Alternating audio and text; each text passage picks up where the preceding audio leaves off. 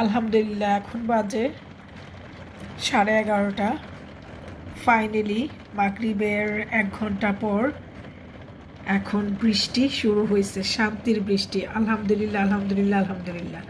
কালকে সকালে তো একটু দেখিয়েছিলাম, কালকে ছিল ফ্রাইডে।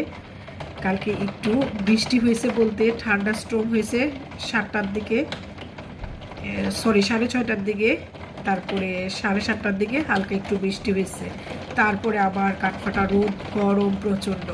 তো এখন সারাদিন প্রচণ্ড গরম ছিল, প্রচণ্ড হিট ছিল, তবে বিকেলের পরে একটু হাওয়া বের হয়েছে রোদের মধ্যে। এখন 11:30 বাজে, ফাইনালি রহমতের বৃষ্টি আল্লাহ দিয়েছেন, আলহামদুলিল্লাহ। এখন যে কত পরিবেশটা একটু শান্ত হবে, কিন্তু এই বৃষ্টিটা যদি 3-4 ঘন্টা সমানে হয় তাহলে পরিবেশটা শান্ত হবে, আদারওয়াইজ কিন্তু এই গরমটা রয়ে যাবে। তাছাড়া পুরা মাটির একটা গন্ধ বের হচ্ছে এই মাটির ইয়ে থেকে, বৃষ্টির পানি থেকে। আর বৃষ্টিটা কিন্তু হেভি বৃষ্টি হচ্ছে, এই যে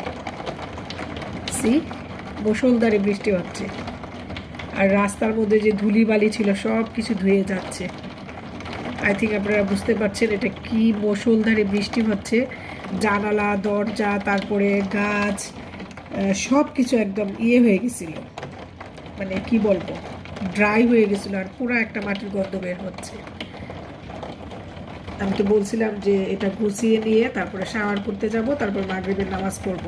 তো মাগরিবের নামাজ শেষ হওয়ার পরে আরও আধা ঘন্টা পরে এটা ফাইনালি শান্তি বৃষ্টি, রহমতের বৃষ্টি, আলহামদুলিল্লাহ সব কিছুর জন্য। আমি আজকে বাগানে কিন্তু পানিও দিয়েছি, ফ্রনিয়ারে দিতে পারি নাই যেহেতু আজকে ওই যে বাকি ইয়েটা দিয়েছিলাম, যেই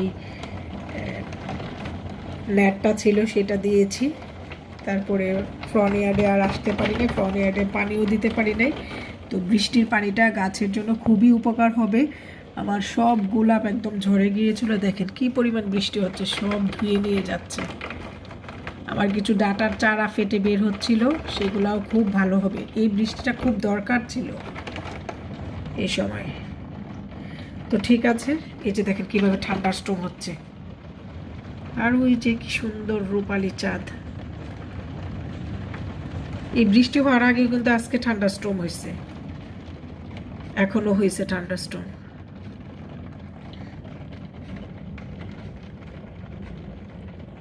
এই রোদের পরে বৃষ্টি কিন্তু গাছের জন্য খুবই উপকার। আল্লাহ যেন বৃষ্টিটা একটু বেশি পরিমাণে দেয়, যেন পরিবেশটা একটু শান্ত হয়। আদারওয়াইজ একটু বৃষ্টি হয়ে যদি থেমে যায় আবার সেই ব্যবসা গরম শুরু হবে। সবাই ভালো থাকবেন।